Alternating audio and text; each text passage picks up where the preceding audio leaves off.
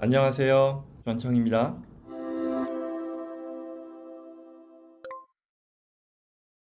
고임금 소득자들에 대한 절세라는 건데요. W2 수입이 거의 1밀리언 정도 되는데 W2이다 보니 따로 절세할 것도 없어서 뭐 그러려니 했다. 늘 터보택스는 개인적으로 직접 세금 신고하실 때 쓰는 그런 소프트웨어를 말하죠. 스탠다드 디덕션 표준 공제로 세금을 내왔고요. 그리고 같이 일하는 뭐 동료죠. 코워커니까 투자홈을 사서 W2를 절세하는 방법이 있다고 하는데 투자는 해야 되는데 그 시간이 부담스럽다더라. 그래서 궁금한 점은 W2와 같은 경우에도 절세하는 방법이 다양하겠느냐라는 그런 질문이죠. 이런 고민 사실 많이들 하잖아요. 그런데 한국이건 미국이건 비슷한 것은 월급쟁이들이잖아요. W2가 뭐냐면 명세서죠. 급여 명세서. 고용주로부터 이제 얼마만큼 받았다라는 걸 보여주는 건데요. W2 급여라는 것이 W2 소득이라는 게 한국이나 미국이나 할 것 없이 유리지갑이다라는 면에서는 동일하고요. 그 말은 결국 우리가 급여 생활자, 특히 이제 고임금의 급여 생활자가 가장 안타까운 경우일 텐데 이거를 그냥 그대로 다 세금을 내야 되는 그런 상황이 된다는 거죠. 소득세 절세에 대한 질문이었는데 W2 급여 유리지갑이다 라는 건데요. 그래서 저희가 보통 얘기하는 것이 뭐 오늘 아주 디테일하게 얘기는 못하지만 그래도 이런 상황들 임금의 급여 생활자들이 생각할 수 있는 그런 방안 가능성에 대해서 간단히 세 가지를 말씀을 드리려고 합니다. 그래서 첫 번째는 뭐냐면 첫 번째, 두 번째, 세 번째. 첫 번째가 자영업에 대한 사업 손실을 일으키는 것, 그리고 투자 부동산의 손실을 일으키는 게 두 번째, 그리고 자선기관 기부 공제를 받는 게 세 번째인데요.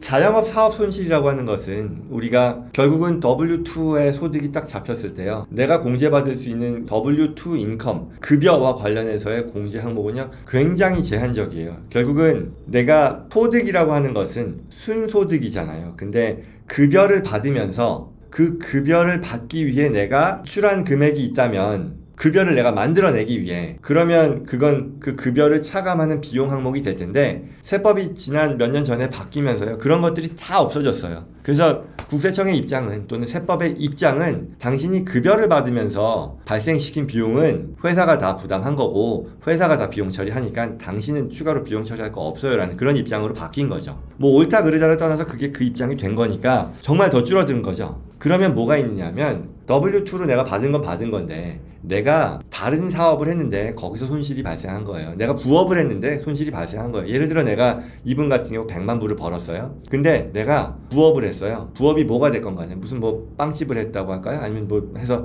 돈을 다 잃었다는 거예요. 실제로 잃었어야 되는데 잃었다라고 얘기하는 것이 첫째 쉽지 않을 뿐더러 왜? 세금을 내가 줄이기 위해 실제로 내가 돈을 잃어요? 그런 바보 같은 짓이 어디 있겠어요? 그렇게 안 하겠죠. 그리고 두 번째로 그렇게 실제 된다 해도 문제가 뭐냐면 IRS 입장에서는요.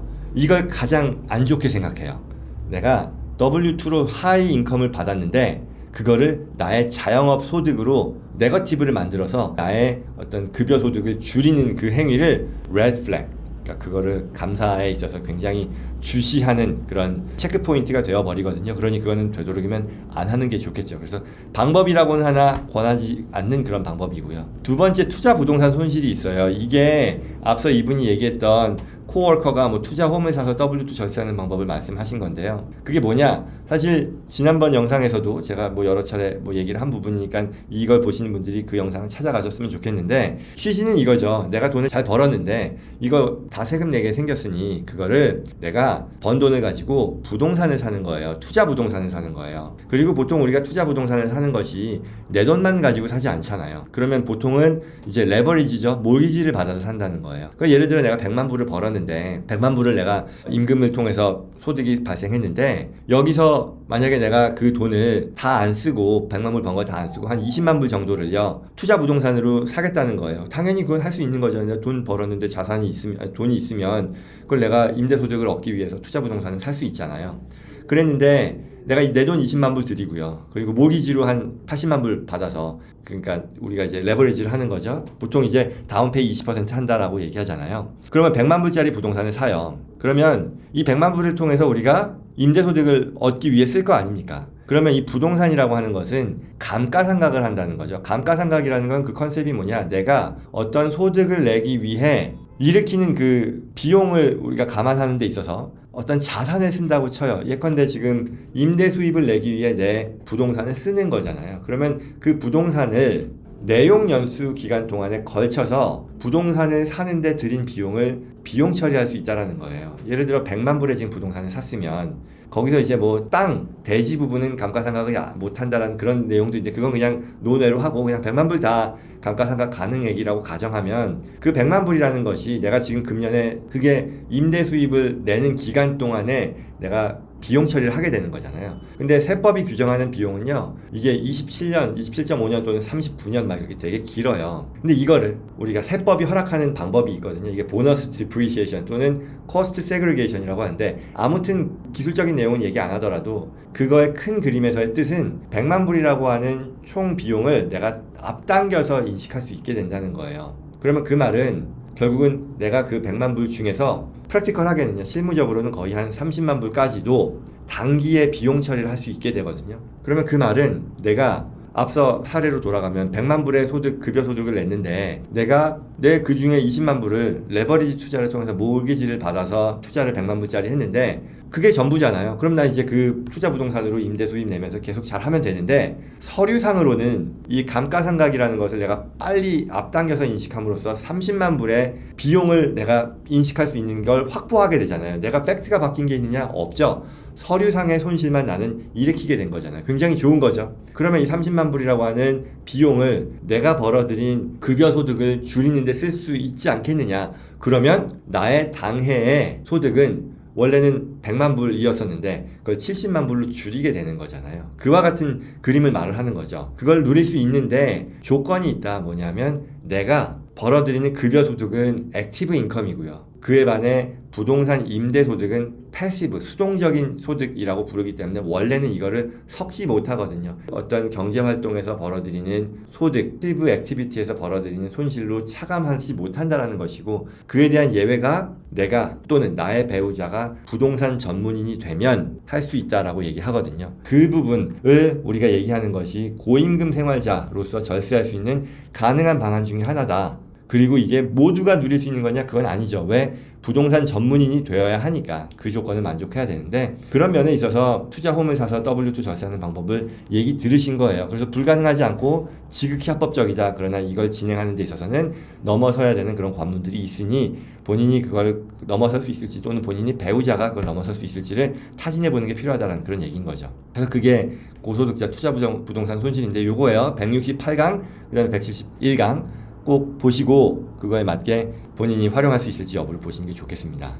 그 다음에 세 번째가 이제 자선기관 기부공제라는 얘기인데요. 그래서 이게 자선기관 기부공제는 뭐냐면 내가 결국은 소득을 벌었는데 줄일 수 있는 것들이 굉장히 제한적인데 그 중에 대표적으로 우리가 생각할 수 있는 것이 자선기관. 우리가 보통 교회에 나가거나 고아원이다, 학교다, 병원이다 이렇게 우리가 기부금을 납부하죠. 기부를 하잖아요. 그게 다 공제가 된단 말이죠. 그런데 이거를 좀 더 적극적으로 나의 어떤 공공선에 대한 가치로운 활동을 하는 것 뿐만 아니라 내 세금도 줄이는데 이와 같은 제도를 활용할 수 있지 않겠느냐라는 그런 얘기예요. 그 말은 내가 운영하는 자선기관을 세우는 거죠. 그 자선기관은요, 그냥 일반적인 법인의 형태를 띌 수도 있고요. 아니면 트러스트가 될 수도 있다라는 거였어요. 그래서 프라이빗 파운데이션이라고 제가 얘기를 했고요. 내가 운영하는 자선기관, 그리고 내가 자선의 목적으로 설립하는 트러스트라 그래서 체리터블 트러스트가 있다라고 말씀을 드렸어요. 그래서 이걸 통해서 달성할 수 있는 것은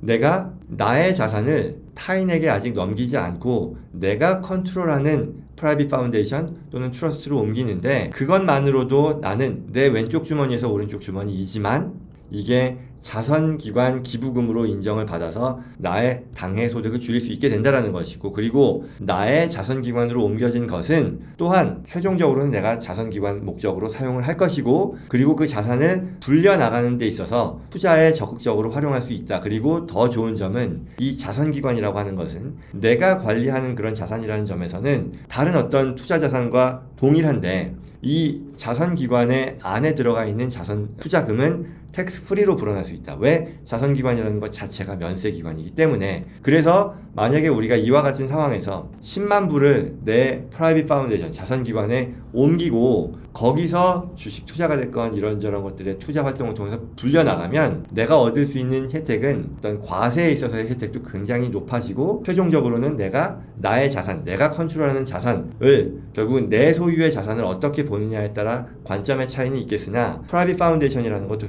결국은 내가 원하는 공공선을 실현하기 위해 내가 컨트롤하는 그런 것들이고 그게 또한 대대손손 이어질 수 있는 그런 구조라는 면에서는 결국은 내가 다음 세대로 넘겨줄 수 있는 나의 레거시에 연속되는 그런 구조로 볼 수 있지 않겠느냐라는 얘기이고요. 또한 이 자산 규모의 상승이라는 것, 이게 면세 기관이기 때문에 이 투자 이익이 기타 다른 자산들의 성장과는 비교할 수 없을 만큼 더 높게 성장할 수도 있게 된다라는 그런 얘기를 했던 거죠. 그래서 이런 내용들이 프라이빗 파운데이션 또는 체리터블 리메인더 트러스트를 통해서 달성할 수 있다라는 얘기였었어요. 그게 62강 프라이빗 파운데이션 그리고 46강 CRT 체리터블 리메인더 트러스트였는데요. 이거 말고도 사실 관련 영상은 많이 있었습니다. 그래서 그런 내용 결국 다시 돌아와서 고임금의 급여 생활자들이 그의 당해의 소득세를 줄이는 방안으로 쌀 수 있는 것들이 첫째는 아쉽게도 어떤 방법의 다양성이라는 면에 있어서는 제약이 있다. 그런데 대표적인 것이 이렇게 세 가지가 있더라라는 말씀을 드렸습니다.